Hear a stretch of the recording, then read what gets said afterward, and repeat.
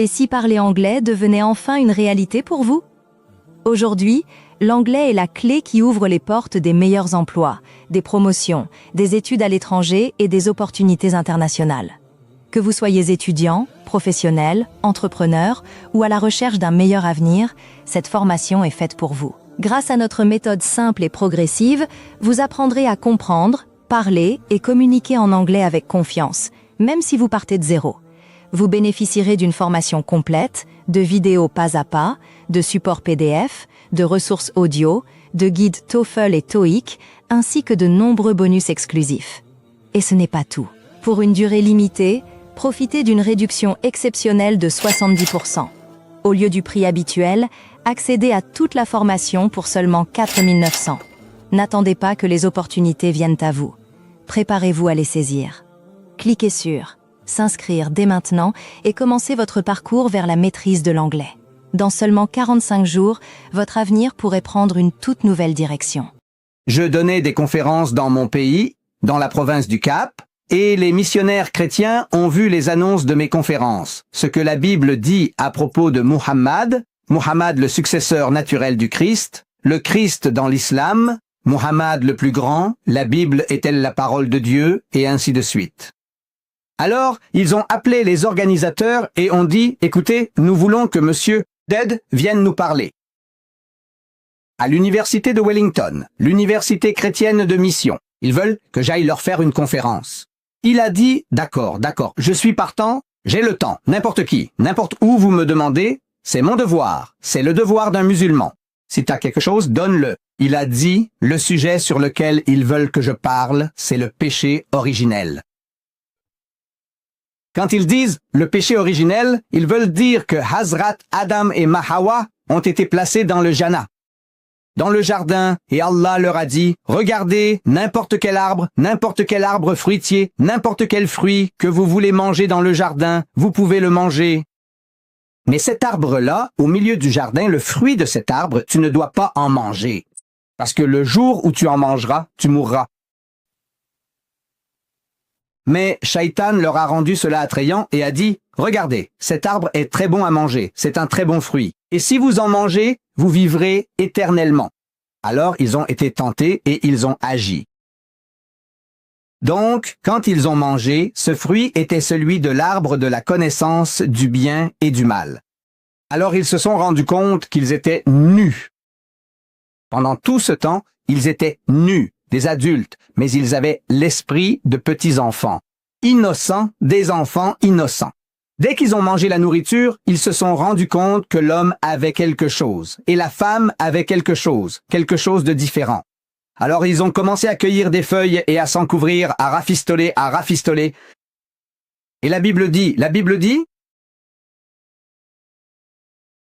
dans la Bible chrétienne, la Sainte Bible, selon ce que relate la Bible, et c'est alors qu'Adam entendit distinctement, il entendit les pas de Dieu qui se promenaient dans le jardin à la fraîcheur du jour, tout à fait en fin d'après-midi. Vous savez, j'ai vu un film il y a environ 20 ans, King Kong. Vous voyez un animal. Et quand King Kong marchait dans le film, on pouvait voir que la terre tremblait. Alors Adam entendit les pas de Dieu marchant dans le jardin à la fraîcheur du jour en fin d'après-midi. Alors il se cacha dans les buissons. Dieu se tient là où Adam et Ève étaient peu avant. Il cherche Adam et Ève, mais ne les voit plus. Non, c'est la Bible. C'est ce que dit la Bible. C'est le premier livre de la Bible appelé la Genèse. Il ne pouvait pas les voir. Alors il a commencé à crier. Il a dit « Adam, où es-tu » Pour un Dieu, il ne connaissait pas Adam n'importe où. Ce Dieu, il ne savait pas. Ou peut-être qu'il jouait à cache-cache. Vous savez, pendant 1 milliard d'années, il était seul. Maintenant, il a créé ces deux jouets. Vous voyez, un homme et une femme. Et maintenant, il veut jouer à cache-cache. Oui, non, je fais ça. Vous savez, mon petit-fils, Race, quand il avait 3 ans, quand je rentre à la maison, il m'appelle papa, il m'appelle papa, il appelle son père daddy. Vous voyez? Donc papa est là, et papa arrive dans l'embrasure de la porte, il est là, tout content, papa est là. Et je regarde autour de moi, je regarde ce toit, le plafond, je dis, reste, où es-tu? Je joue à un jeu avec lui, et il croit que je ne peux pas le voir. Vous savez, l'enfant pense que je ne peux pas le voir, alors je le cherche au plafond. Reste, où es-tu? Alors peut-être, Allah, après des milliards d'années à être seul, a eu envie de jouer un petit jeu avec Adam et Ève. Alors il a dit, Adam, où es-tu? Alors il a jeté un coup d'œil à travers les buissons, timidement. Allah dit, pourquoi te comportes-tu ainsi? Pourquoi te comportes-tu ainsi? Tu n'es pas censé te comporter comme ça. Il dit, ce n'est pas parce que j'étais nu. Alors, qui t'a dit que tu étais nu? Tu as mangé du fruit? Alors il dit, non, c'est la femme que tu m'as donnée. C'est elle qui m'a fait manger. Il rejette la faute sur Allah. Tu m'as donné la femme. Tu vois, tu m'as mis dans l'embarras. Si tu ne m'avais pas donné cette femme, je n'aurais pas eu de problème. Cette femme. Et la femme, toi. Elle a dit, tu vois, c'est le serpent qui m'a trompé. Chacun rejette la faute sur l'autre. Le plus vieux jeu du monde. On se dédouane. T'as fauté, il nie tout. C'est cet autre gars qui m'a poussé à le faire. Ça a commencé dans le jardin d'Éden. Alors maintenant, Dieu les chasse du jardin. Il les chasse du jardin. Adam et Ève. Je demande, vous avez le droit de demander aux chrétiens, n'est-ce pas là une punition suffisante? Votre voisin, vous dites aux enfants de votre voisin, regardez cette mangue, Mwambo, si quelqu'un l'accueille, je vous tue. Vous les menacez de ne pas cueillir vos mangues. Et l'enfant du voisin arrive et cueille une mangue. Et vous attrapez l'enfant. Vous lui donnez 1 ou 2 fessées. Et vous le chassez. Vous dites, la prochaine fois, je te tue. N'est-ce pas là une punition suffisante? Ça l'est. Pas pour Dieu, pas pour le Dieu de la Bible. Non, il l'a chassé du jardin. Ce n'est pas suffisant. Maintenant, il les maudit tous les deux. Ce Dieu de la Bible, il les maudit tous les deux. Il dit, toi, Adam, à partir de maintenant, tu devras suer pour ton pain. Choulouga, sue pour ton pain. Tu vois? Et toi, femme, tu devras enfanter dans la douleur et la souffrance. Punition. Les chasser n'est pas suffisant. Maintenant, il les maudit tous les deux. Alors tu transpires pour ton pain, pour ta subsistance. Tout le monde travaille. Certains facilement, d'autres difficilement. Tu sais pourquoi? Parce que Dieu a maudit. Adam et ses enfants, chut, tu transpires, je transpire maintenant. Oh, ma prière. Et les femmes, vos mères, vos épouses et vos filles, elles enfantent toutes dans la douleur et la souffrance. Pourquoi? Parce qu'elles ont mangé ce fruit. Elles ont désobéi. Est-ce suffisant? Non, dit le chrétien, ce n'est pas suffisant. Pour ce Dieu de la Bible, ce n'est toujours pas suffisant. Il l'a chassé, ce n'est pas suffisant. Il l'a maudit, ce n'est pas suffisant. Maintenant, il poursuit ses enfants. Ses enfants héritent de ce péché. Le péché d'Adam et Ève est en chaque être humain, disent les chrétiens, le pécheur originel. Tout le monde est pécheur, et en tant que tel, tout le monde va en enfer. Il y a aujourd'hui 5,5 milliards de personnes sur Terre. Chacun est un enfant d'Adam, et tout le monde va en enfer à moins de croire que Jésus-Christ, Dieu Tout-Puissant, est descendu sur terre, il est né d'une femme, circoncis le 8e jour, et à l'âge de 33 ans, il a été crucifié pour vous. Si vous croyez cela, vous allez au paradis, donc vous êtes puni pour quelque chose que vous n'avez pas fait. Et vous êtes récompensé pour quelque chose, encore une fois, que vous n'avez pas fait. Non, ça, c'est le christianisme. Il suffit de croire, vous n'avez pas besoin de jeûner, vous n'avez pas besoin de prier, vous n'avez pas besoin de donner la charité, vous n'avez pas besoin de prolonger votre vie. Il suffit de croire, dit le chrétien, que le Christ est mort pour vos péchés et le salut est à vous. Le péché originel. C'est la seule façon d'enlever ce péché de vous, cette tâche. Tous vos jeûnes et vos prières ne peuvent pas faire cela. Vous devez croire. La religion la plus insensée sur terre. Adam et Ève ont mangé la pomme, ou peu importe. Je demande aux chrétiens, est-ce qu'Adam t'a demandé avant de manger la pomme? Il dit, non. As-tu demandé à ta femme avant de manger la pomme? Il dit non. Alors comment Dieu peut-il t'en vouloir? Il a dit, mon petit, qu'en penses-tu? Tu sais, le shaitan te dit que c'est très bon. Alors tu dis, vas-y papa, vas-y, mange, mange. Peut-être qu'on pourrait te tenir partiellement responsable. Mais tu n'étais pas là? Selon les chrétiens, il y a 6000 ans, cette chose est arrivée. Tu n'étais pas là. Comment Dieu peut-il te tenir pour responsable? Je donne un exemple ordinaire à ces chrétiens quand ils viennent. J'ai dit, regarde, tu cherches un travail dans mon pays. Tu es un Africain. Un Zoulou qui cherche un travail et j'ai besoin d'un jeune pour faire mon jardin. Alors on organise tout. Tout est réglé. Ton salaire, tes conditions de travail, n'est-ce pas? Ensuite, je te demande, comment tu t'appelles? Au fait, quel est ton nom, jeune homme? Il a dit, John Dungan. J'ai dit, ce Dungan qui a tué Peter Tiff et Gert Merritt, les premiers Africanus? Qu'est-ce qu'il était pour toi? Il a dit, non, c'était mon arrière-grand-père. Il a dit, oh, viens, assieds-toi près de moi. Puis-je t'offrir du thé, du café, des biscuits, et je sors un couteau et je te le plante. À travers ton cœur, je te tue. Et je ne suis pas une tête de poisson. Je suis fier de ce que j'ai fait. Alors le Seigneur me rattrape. Il demanda, pourquoi l'as-tu tué? Il répondit, son aïeul a tué le mien. Fils de Peter Tiff, afrikaner tué par l'armée de Dingaan, j'ai dit, son aïeul a tué le mien, alors je l'ai tué. Aucun pays ne peut me pendre pour ça. Aucun pays au monde. Tu le sais, ça? Parce qu'ils diront, ce type est un fou. Tu sais, c'est un lunatique. Il faut examiner sa tête. Tu ne peux pas me pendre pour ça. Je te le dis, je l'ai tué parce que son arrière-grand-père a tué mon arrière-grand-père. Tu m'as traité de fou? Bon Dieu, il va envoyer 5,5 milliards de personnes en enfer pour ce qu'Adam et Ève ont fait. Est-ce que lui, c'est un fou? Ton Dieu, c'est un fou? C'est ça que tu es en train de me dire? Il doit être fou? Il va punir des gens qui n'ont commis aucun crime? Vous n'avez rien fait, on ne vous a pas consulté, et il vous envoie tous en enfer. Et ensuite, il va vous sauver? Il vient lui-même dans le ventre d'une femme, il y reste 9 mois. Il naît comme n'importe quel autre enfant humain, avec toute la nourriture et la saleté, circoncis le 8e jour, votre Dieu, Jésus.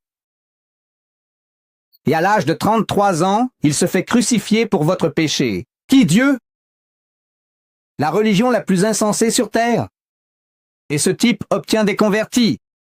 Et toi et moi, nous n'obtenons pas de convertis avec le Coran.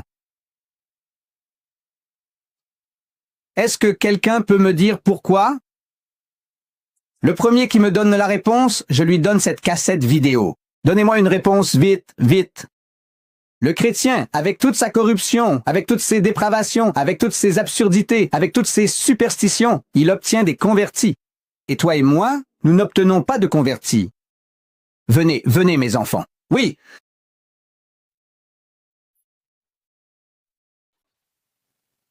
Oui. En réalité, nous ne parlons pas du tout.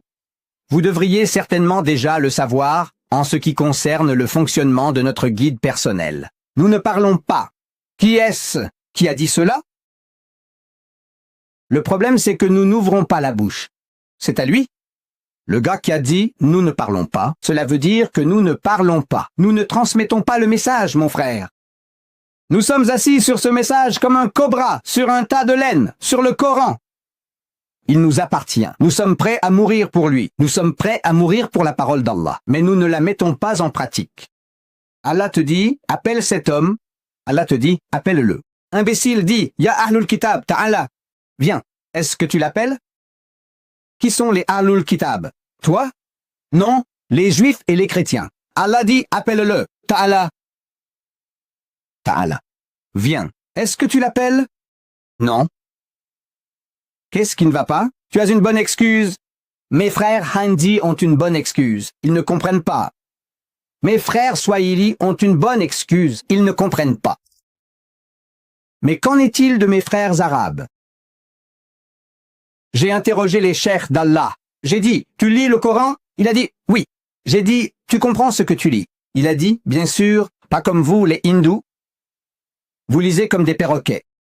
Et vous ne savez pas ce que vous lisez. J'ai dit, c'est vrai. Mais toi, tu comprends ce que tu lis? Il a dit, bien sûr. Alors Allah te parle. Il parle à tout le monde. Mais comme nous ne comprenons pas, quelqu'un crie en Swahili, feu, feu! Vous qui comprenez le Swahili, vous devriez réagir. Regardez. Moi, je continuerai comme si quelqu'un appelait son chien, peut-être, tu sais. Je ne sais pas. Il a dit feu, feu en swahili. Je ne sais pas. Alors je continue simplement à parler. Mais toi, parce que tu comprends le mot, tu commences à regarder et tu dis oncle, oncle, il y a de la fumée qui sort là-bas. S'il te plaît, ne panique pas, ne panique pas. Sortons par ici. Tu es censé faire ça parce que tu comprends. Je dis, vous les Arabes, vous les chers, vous comprenez ce que vous lisez? Alors Allah vous parle. Il nous parle à tous, mais parce que vous comprenez, la première instance s'adresse à vous. Allah vous parle. Il dit, dis aux gens du livre, ô juifs et chrétiens, ne soyez pas extrémistes dans votre religion. Wala taqulu ala Allahi illa al-haq, et ne dites rien sur Allah si ce n'est la vérité. Innamal Masih, très certainement le Messie, traduit par Christ. Isa ibn Maryam, Jésus, fils de Marie, Rasulullah, est un messager d'Allah, wa kalimatuhu, et une parole émanant de lui, alqaha ila Maryamu wa ruhum minhum, qu'il a accordé à Marie, et un esprit venant de lui. Fa aminu billahi wa rasulihi, alors croyez en Allah et en son messager.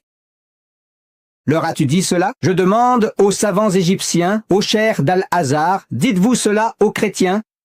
Ils ont dit non. Alors Allah vous dit, dites-leur.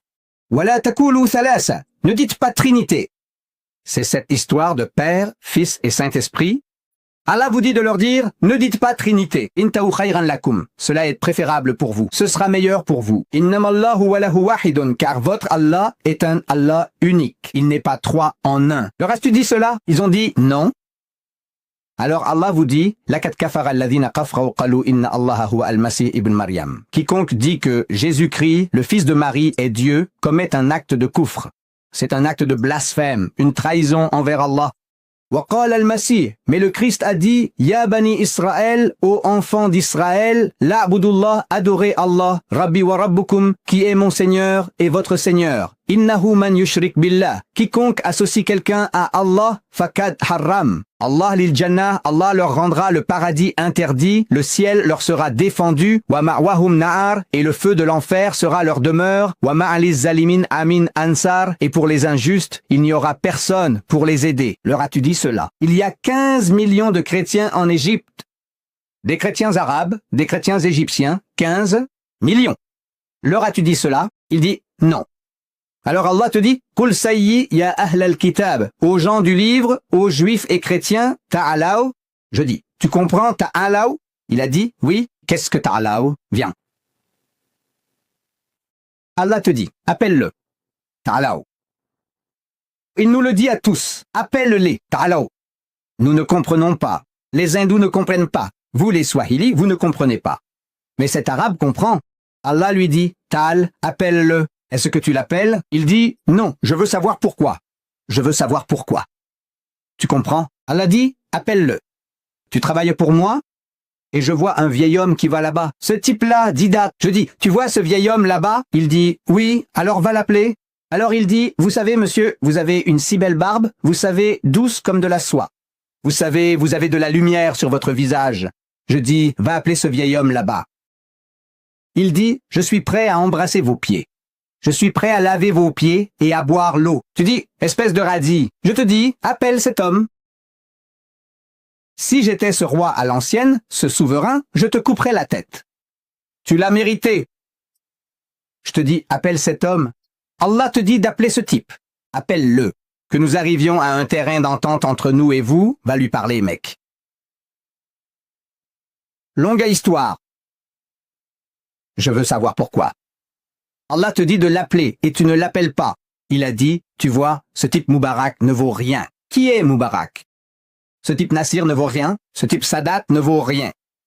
Il a dit, hé, qui essaies-tu d'embobiner? Moubarak, c'est aujourd'hui. Sadat, c'était hier. Nasser, c'était avant-hier. Mais depuis 1400 ans, vous, musulmans égyptiens, vous gouvernez l'Égypte.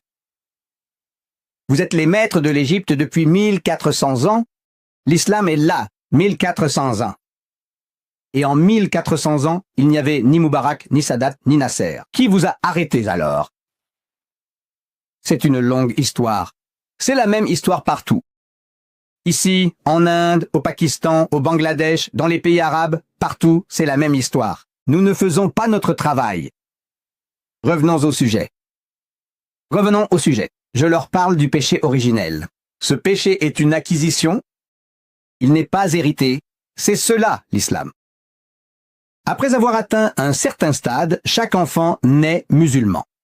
Et si cet enfant meurt avant l'âge de raison, c'est-à-dire avant de pouvoir distinguer le bien du mal, cet enfant va au paradis.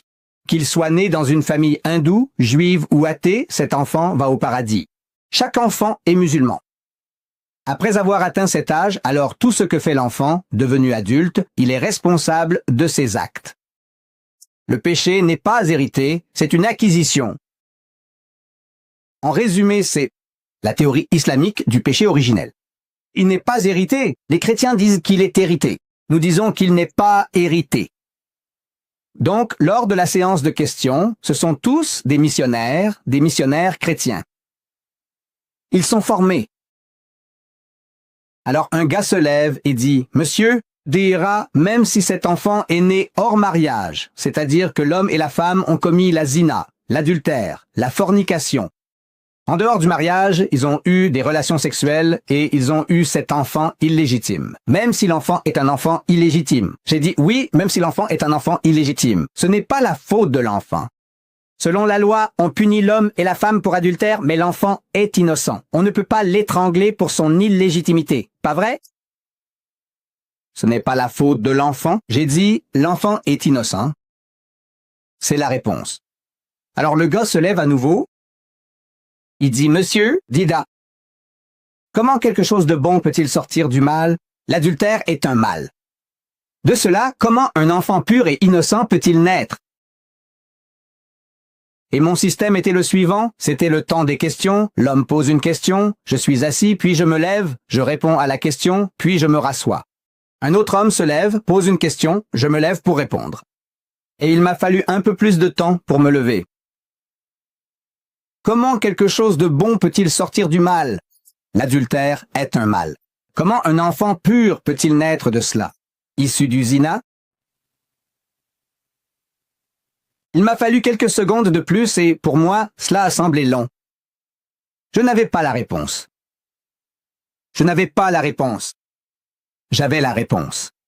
Je peux en parler. Physiologiquement, il n'y a rien de mal avec l'enfant. Psychologiquement, il n'y a rien de mal avec l'enfant. Éthiquement, il n'y a rien de mal avec l'enfant. Je peux en parler pendant 1 heure. Mais à la fin de l'heure, le gars peut toujours hocher la tête et dire « Monsieur, Dédade, comment quelque chose de bon peut-il sortir du mal ?» Même endroit. Après 1 heure d'exposé sur la psychologie, la théologie, la philosophie, le gosse dit « Non, monsieur !» Dédade, comment quelque chose de bon peut-il sortir du mal? Donc je peux faire un discours d'1 heure et pourtant, à la fin, le gars n'est pas satisfait. C'est ça la difficulté. Qu'est-ce que je vais dire? Alors Allah, vous savez, il vous l'accorde. Si vous travaillez pour lui, il vous l'accorde. Je n'avais pas la réponse. Mais elle est venue. Je n'ai entendu personne me parler. Non, Jibril est venu à moi. Chaque fois que vous entendez dire qu'Ahmad Didat entend des voix, vous devez savoir qu'Ahmad Didat est un psychiatre. Je vous le dis. J'ai dit, regardez, il commence à dérailler maintenant. Peut-être qu'il prend des pilules mandrake ou je ne sais quoi. Il déraille. Puis j'ai dit, j'entends des voix. Les seules voix que j'entends, c'est la vôtre quand vous me parlez. Je n'entends aucune autre voix. Je n'ai entendu aucune voix, mais je me suis levé